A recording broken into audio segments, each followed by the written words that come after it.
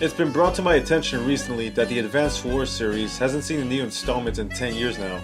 More specifically, Advance Wars Days of Ruin for the DS was the last game in the series, released January of 2008. While I myself have yet to dabble in the Advance Wars games, I can definitely sympathize to being a fan of a series that hasn't seen a new game in over 10 years. And that in turn got me to think of a couple games released 10 years ago that fell into the same fate. But then I couldn't think of other games beyond that first couple, so taking it a step further, I also want to take a look at games that haven't seen the light of day in 15 years.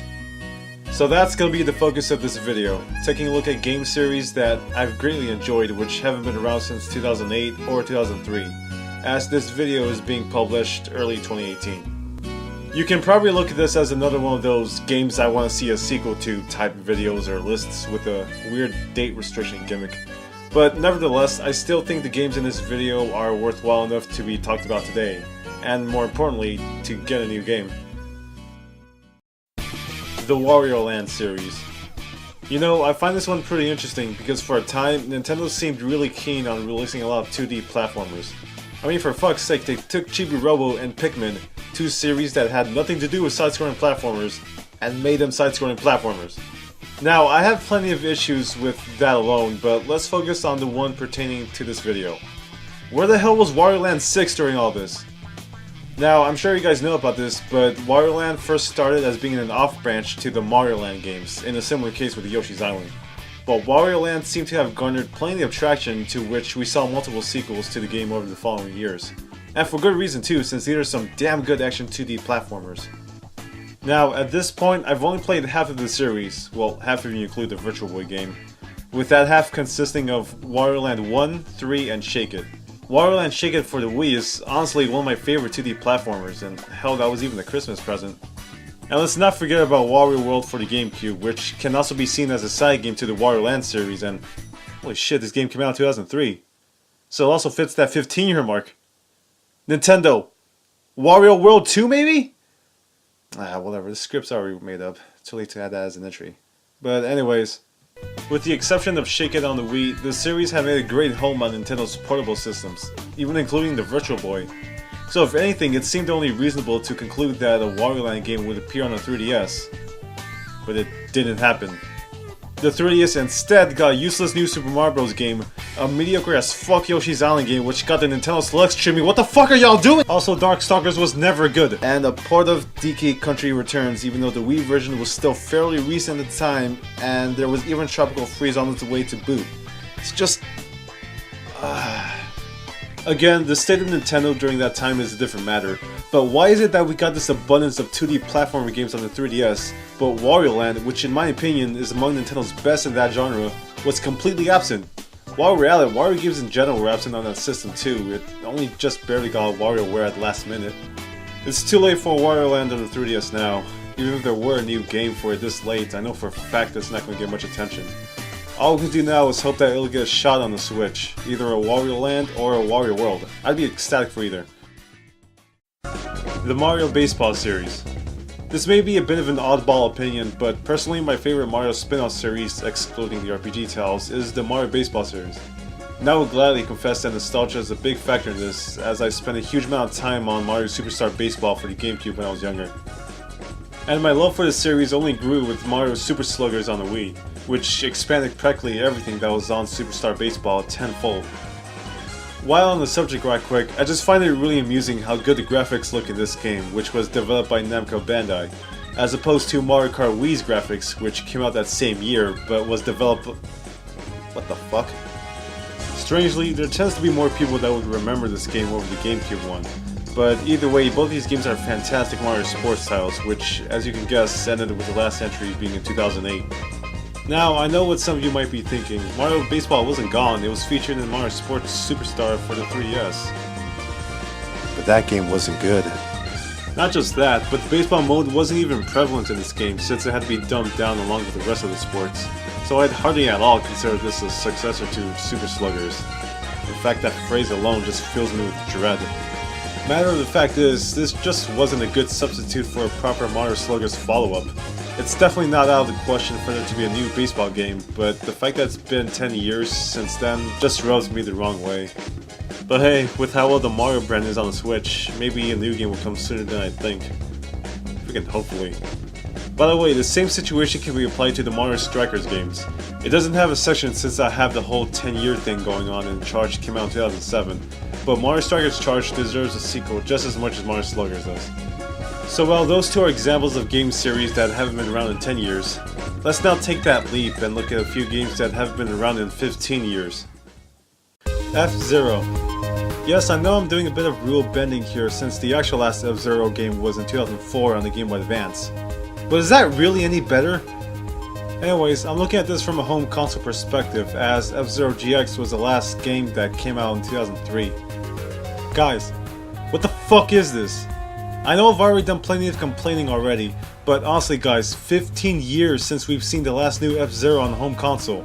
The reason any of this is worth a damn is because FZero GX was so fucking good. I personally didn't get a chance to play this until way later on, like in 2014, when I first managed to get my hands on GX. And it was phenomenal. It's easily, without a doubt, the best racing game on the GameCube for me. Probably not saying much since there wasn't that many racing games on that system, but regardless, despite its age, it still managed to leave me in awe. Like, between this and Double Dash, which came out that same year, FZero GX is easily the better of the two. I know it's an off comparison since Double Dash is a different type of racing game, but I will pick this over that game in a heartbeat. Oh my god, no, I just want to be second, I want to be second. Oh, what? What was that? Oh no! Look! Oh no! Dude, this game is rigged, bro. As for a reason why we haven't seen a new entry, well, you can check out this load of potatoes. Maybe if there was a controller better suited for an F-Zero game, they'll do something with it then. What the... Well, whatever. That was a while ago now. Miyamoto or some other higher up could have had a change of heart since then. Honestly, when a series has gone this long without a new game, most people aren't clamoring for some different new gameplay innovation that changes up how it plays or whatever. Just a new solid installment that refines the mechanics of the predecessors while adding natural modern enhancements, such as an online mode and such. And that's basically all that needs to be done. A series like this doesn't need to be innovative, it just needs to be around. Not to say a new game shouldn't try to be different or experimental, because there's certainly room for that. Just don't think that a new game has to change up the gameplay if it already works. Some fans would even be content with an F-Zero GX remaster with online mode. I'm not exactly on board with that though. I'd rather see a new game with new tracks, racers, and a story. And if it plays similar, then that's fine because GX's gameplay was already phenomenal. We just want more of that. Captain Falcon has unfortunately become more synonymous with Smash Bros than his own series, and that I feel is unacceptable. Nothing gets smashed, but we are so long overdue for a new title, it's unreal. The Rayman series. Again, doing some rule bending here because of course we had Rayman Origins and Rayman Legends.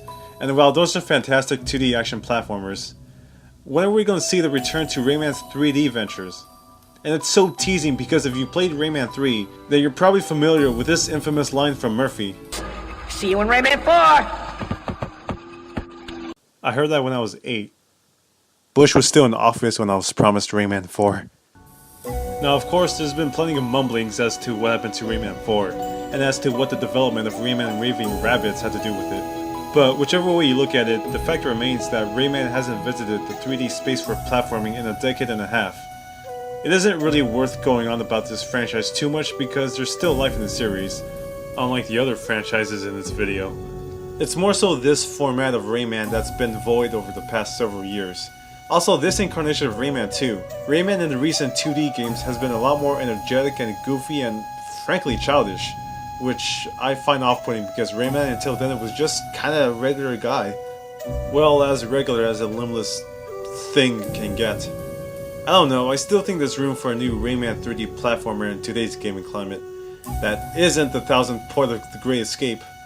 Whether we'll actually see one anytime soon is up to the higher-ups at Ubisoft. Otherwise, as long as we can still get a solid Rayman game every now and then, I'm not gonna be too salty about it. But you know what I will be salty about? Why the hell wasn't he in the Mario plus Rabbids game? The Dark Cloud series. Level 5 is one hell of a developer. Between games like Professor Layton, Ni no Kuni, and Yokai Watch, and so on, they've earned themselves a very favorable reputation in this industry. Though I do have to confess, I actually haven't played any of those titles, or not yet at least. Rather, the games that personally made me revere Level 5 were the Dark Cloud games, which, as you can guess, haven't been around since 2003. I just need to say that Dark Cloud 1 is a classic case of me going into the game with having no firm idea of what to expect other than some very general statements about it, and just being absolutely surprised and taken aback with what I had just played. Of course I had to temper expectations since this was such an early PS2 game, but it left a surprisingly big impression on me that I wasn't expecting going into it, despite all things wrong with it. And trust me, there's plenty of things wrong with it. What the fuck is a PS2? And for the most part, things only got better with Dark Cloud 2, especially the production value. I mean, holy crap, the opening bit of this game pulled no punches in showing just how much it's improved since the first Dark Cloud. These games are essentially half RPG dungeon crawlers and half simulation city building games, with Tone and Max respectively having to manage their weapon stats and item catalogs, along with the towns they're restoring throughout both games.